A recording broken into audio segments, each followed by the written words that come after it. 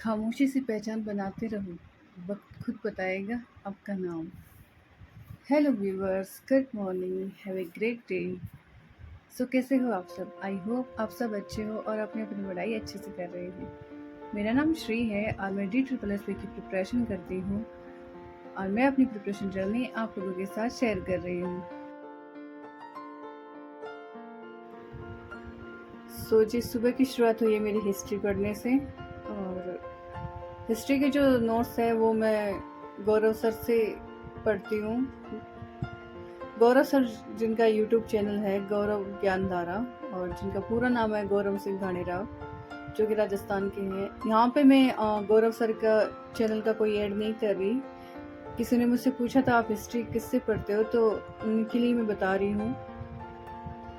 जो जो बच्चा RPSC के एग्ज़ाम लेना चाहता है, सेकंड ग्रेड या फिर राजस्थान के रेड के एग्ज़ाम दे रहे हैं या फिर देना चाहती हैं आगे फ्यूचर में, तो वो आप गौरव सर से पढ़ सकते हैं। और राजस्थान जीके का जो भी जिसमें भी आप राजस्थान जीके का मैटर आता है वो गौरव सर की क्लासेस लेके देख सकता है। उनकी जो क्लासेज होती है ना वो सिलेक्टेड मैटर देते हैं, तो मुझे उनकी क्लासेस लेना पसंद है और मुझे उनकी लैंग्वेज भी समझ में आती है अच्छे से। और जो उनका जो बेस्ट तरीका है नोट्स मेकिंग पैटर्न, तो वो मुझे बहुत अच्छा लगता है। इसलिए मैं इंडियन पॉलिटी, हिस्ट्री, वो सब मैं गौरव सर की क्लासेस से ही करती हूँ।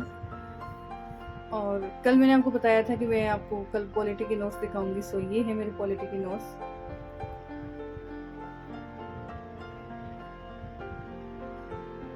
मुझे नहीं पता कि आप लोगों को मेरी हैंड राइटिंग समझ में आ रही है या नहीं आ रही है, लेकिन बस यही ऐसे ही मैं बनाती हूँ और मुझे ऐसे ही बनाना पसंद है। मतलब नोट्स बना के पढ़ना मुझे बहुत पसंद है, क्योंकि देखिए बुक्स में 10 पेज का जो मैटर होता है वो नोट्स में 2 या 3 पेज में आ जाता है, और जो सिलेक्टेड मैटर होता है बस वो हम आराम से पढ़ सकते हैं।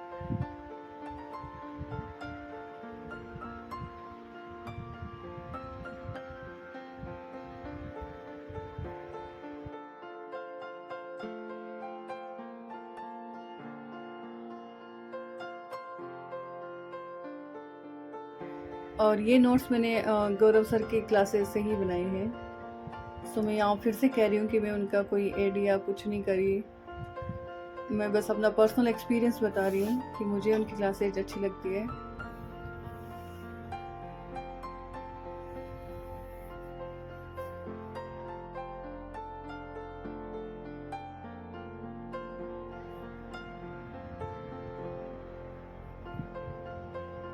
सो आप भी जितना भी आपको टाइम मिले आप नोट्स ज़रूर बनाइए, क्योंकि नोट्स बना के पढ़ना वाकई में बेनिफिट होता है, बहुत ज़्यादा बेनिफिट होता है।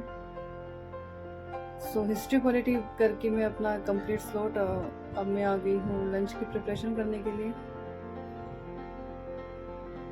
सो लंच का मैं वैसे मैं फुल वीडियो नहीं बनाती, क्योंकि मुझे क्लास लेनी होती है। पर मैं ये वीडियो मैं इसलिए बनाती हूँ कि अगर किसी को ये लगता है कि नहीं ये इनके पास टाइम ही टाइम रहता है, ये सिर्फ पढ़ती है, तो नहीं, मैं घर का काम भी करती हूँ और मैं उसके बाद पढ़ती हूँ। तो आप ऐसा मत सोचिए कि मैं सिर्फ अपनी पढ़ाई ही करती हूँ। नहीं नहीं, मैं भी घर के काम से ही मैं फ्री होके फिर मैं अपनी पढ़ाई करती हूँ। सो लंच बनाने के बाद, लंच करने के बाद मैं आ गई हूँ वापस पढ़ने के लिए, और आज मैंने बिल्कुल भी आराम नहीं किया दोपहर में। सो आज जो सुप्रीम कोर्ट का ऑर्डर आया था, शायद आपको पता भी होगा, और जिनको नहीं पता उन्हें मैं बता देती हूँ। बीएड वालों को पीआरटी से बाहर कर दिया गया है। तो जिन बच्चों ने सीटेट का फॉर्म सबमिट करा रखे थे 1 to 5th क्लास वाले, तो देखिए अगर आप एग्ज़ाम देना चाहते हैं तो आप दे सकते हैं, उसमें कोई दिक्कत नहीं है। लेकिन आप पीआरटी तो आप कर नहीं सकते, क्योंकि अब पीआरटी से आपको बाहर कर दिया गया, तो आप पीआरटी कर नहीं सकते। ये उन बच्चों के लिए ज़्यादा दुखदायक घड़ी है जिन्होंने डीएलएड किया नहीं, बीएड कर लिया और उनके मास्टर्स भी नहीं कंप्लीट, और टीजीटी के लिए उनके सब्जेक्ट्स जो हैं वो ग्रेजुएशन में जो टीजीटी में मांगते हैं स्पेसिफिक सब्जेक्ट, स्पेशली साइंस वालों के लिए दिक्कत वाली बात होगी। जैसे किसी की केमिस्ट्री और मैथ है तो वो नहीं दे सकते एग्ज़ाम, क्योंकि वहाँ पे केमिस्ट्री और बायो मांगते हैं। सो जो बिगिनर्स हैं उनके लिए तो कोई बात नहीं, क्योंकि 1-2 साल में अगर वैकेंसी आएगी तो आप मास्टर्स कर लेंगे। लेकिन जो जिनकी उम्र जा रही है उनके लिए वाकई में ये दुखदायक बात है।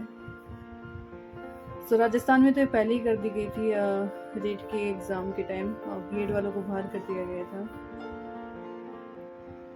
और जो बच्चे बीएड वाले पीआरटी के प्रिपरेशन ही इन्होंने शुरू कर दी, तो उनके लिए भी बहुत मुश्किल है। सो अब देखिए क्या कर सकते हैं, मतलब सुप्रीम कोर्ट का जो ऑर्डर है वो तो सारे स्टेट मानेंगे ही मानेंगे एक्चुअली।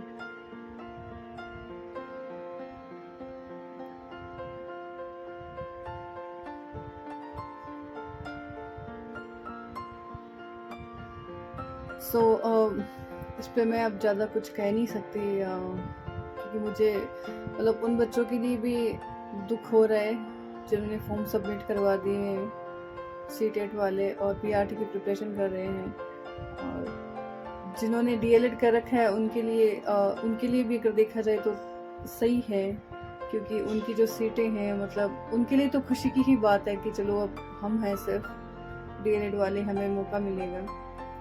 सो देखिए, हर एक सिक्के के दो पहलू होते हैं, कुछ अच्छा होता है तो किसी के लिए वो बुरा होता है, जिसके लिए वो बुरा होता है किसी के लिए वो अच्छा होता है। सो अब यहाँ पे मैं इसके लिए अब इतना ही कहूँगी। सो यहाँ पे अब मैं कर रही हूँ इंग्लिश लिटरेचर, जो कि मेरा आज का लास्ट स्लॉट था, और जो मैंने 30 डेज का चैलेंज दिया था उसका आज 12वां दिन है। और आज वाकई में सबसे दुख हो रहा है, क्योंकि मेरी भी एक कजन सिस्टर है जो प्रिपरेशन कर रही थी पीआरटी के लिए। सो आज उसका जब फ़ोन आया तब वो काफ़ी दुखी थी, तो मतलब समझ में नहीं आया कि मैं उसे समझाऊँ भी तो क्या समझाऊँ। बस मैं उसे यही कह पाई कि कोई बात नहीं, अपनी मास्टर्स पूरी कर और आगे और वैकेंसी जाएगी। सो देखिए, एकदम से होपलेस मत होइए, आप पढ़ते रहिए, आपका नॉलेज कहीं ना कहीं ज़रूर काम आएगा। सो आज की ये वीडियो मैं यही ख़त्म करती हूँ। थैंक्स फॉर वॉचिंग, और मिलते हैं नेक्स्ट व्लॉग में। और अगर वीडियो पसंद आए तो प्लीज़ लाइक शेयर और कमेंट ज़रूर करें, और चैनल को ज़रूर सब्सक्राइब करें, और कमेंट ज़रूर करिए, आपकी जो भी क्यूरीज होती हैं मैं उन्हें सॉल्व ज़रूर करूँगी। सो मिलते हैं नेक्स्ट व्लॉग में, तब तक के लिए स्टे सेफ, स्टे हेल्थी, और प्लीज़ डिमोटिवेट मत होइए। सो बाय।